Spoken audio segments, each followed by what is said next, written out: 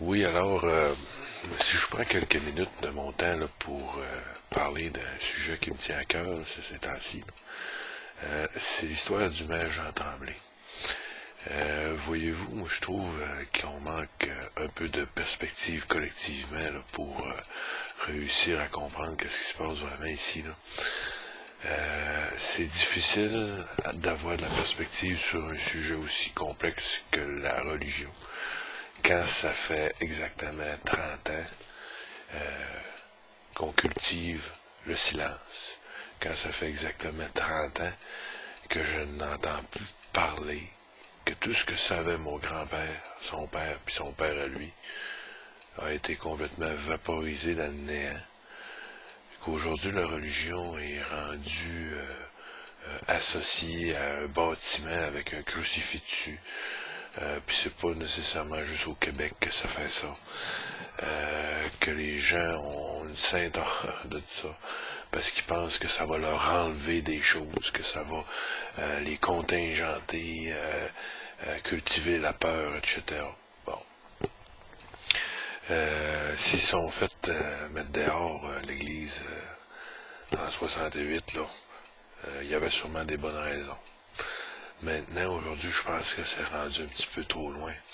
On veut les mettre dehors, dont on ne sait même plus où. Aussitôt qu'on les veut, on veut les mettre dehors de tout. C'est comme une chasse aux sorcières. Je pense qu'on va pas mal trop loin parce que c'est impossible de sortir de l'intérieur de quelqu'un quelque chose. À moins d'avoir un bon scalpel. Puis il n'y en a pas qui est capable de prendre la religion et de la sortir d'un être. Puis il faudrait pas non plus. Parce que c'est la religion qui donne un sens à la vie. C'est la religion qui nous pousse à aller plus loin, qui nous appelle à devenir des êtres meilleurs. C'est grâce à elle qu'on se sent pas seul, angoissé, anxieux, parce qu'on se sent compris quelque part. On se sent rattaché à quelque chose de plus grand que nous. Mais ça implique aussi qu'on a des devoirs. Si on se sent rattaché à quelque chose de plus grand que nous, on s'en aperçoit. On a des devoirs sociaux quand on s'en va sur l'autoroute. Il ne faut pas dépasser 100 km/h, rester dans une vitesse raisonnable. Parce que tout autour de nous, il y a une réalité. Il y a l'environnement, la chaussée peut être glissante, etc. Il y a les autres conducteurs. On crée des accidents. On s'en rend compte aussi avec l'environnement. Si on pollue sans compter ce qu'on fait, sans regarder ce qu'on fait, sans critiquer ce qu'on fait, on détruit. On peut pas se dissocier de cet environnement-là, de ce tout. C'est impossible, c'est le contraire. Il faut essayer de s'identifier à ça. Il faut essayer de se retrouver dans ça.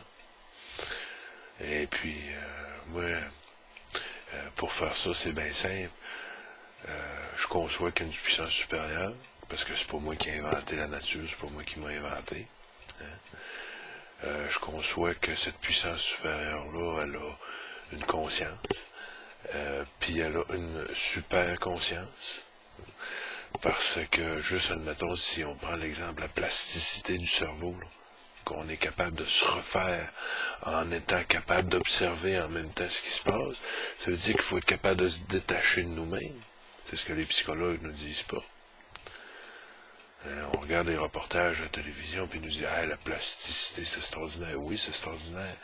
Mais vous utilisez la capacité de sortir de votre esprit pour étudier votre propre esprit en train de faire des choses. C'est une réalité, ça.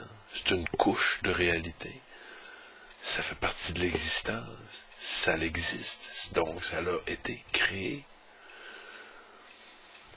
À un moment donné, il faut arrêter de jouer à l'autruche, je pense. Soyons honnêtes. Avez-vous du temps à perdre? Moi, j'en ai pas de temps à perdre.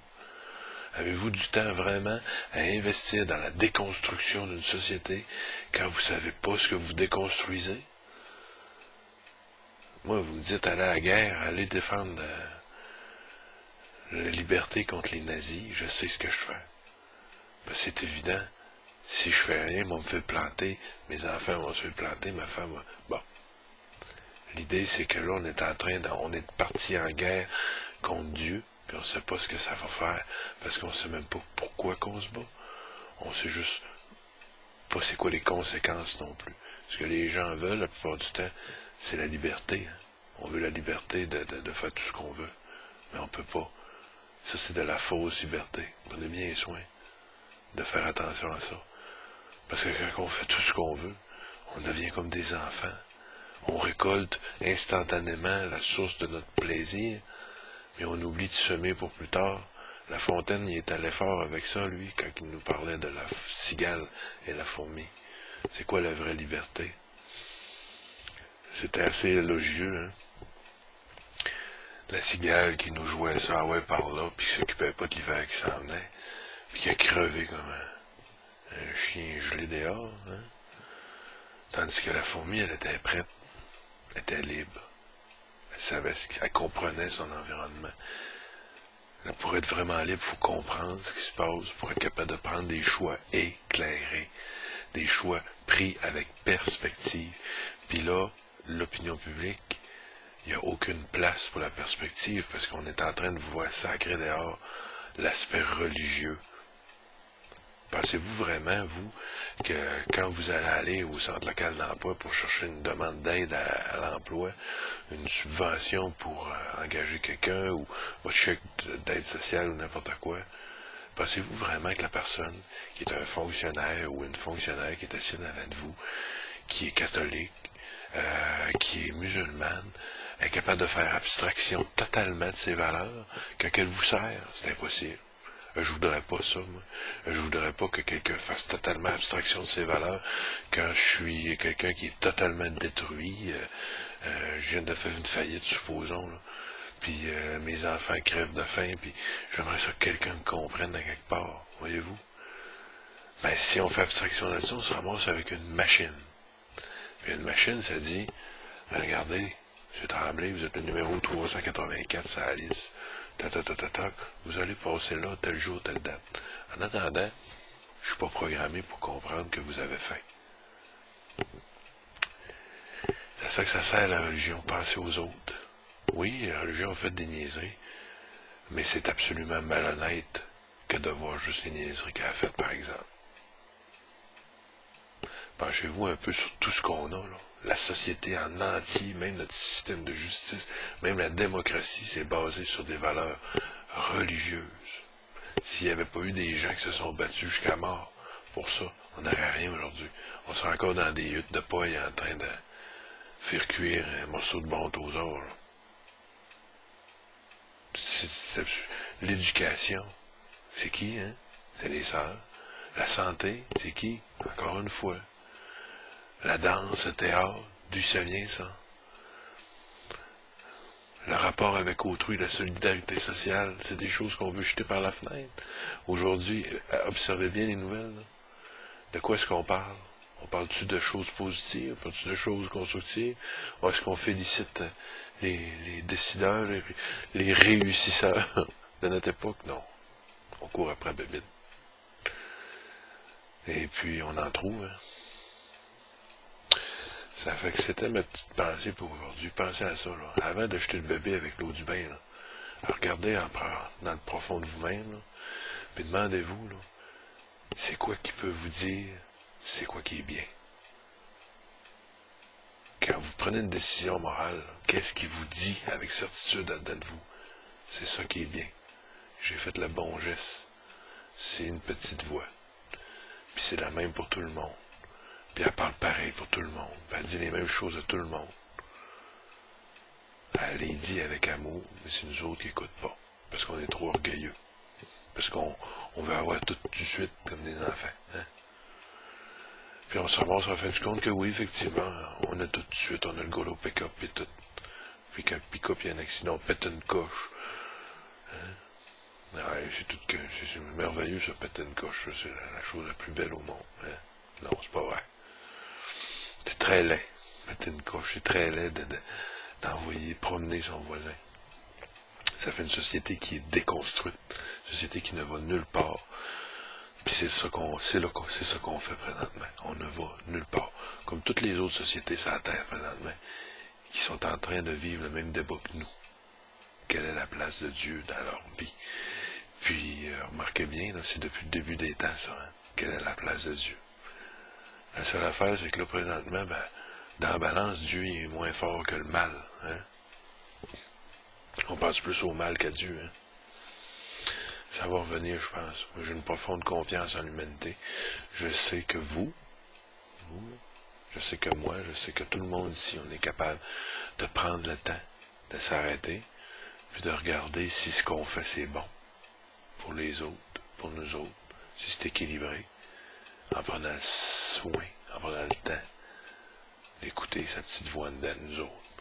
On va s'apercevoir qu'en fait du compte, au bout de la ligne, le maître Tremblay, la prière qu'il fait, c'est peut-être pas si terrible que ça de demander de l'inspiration pour être capable de bien gérer sa ville.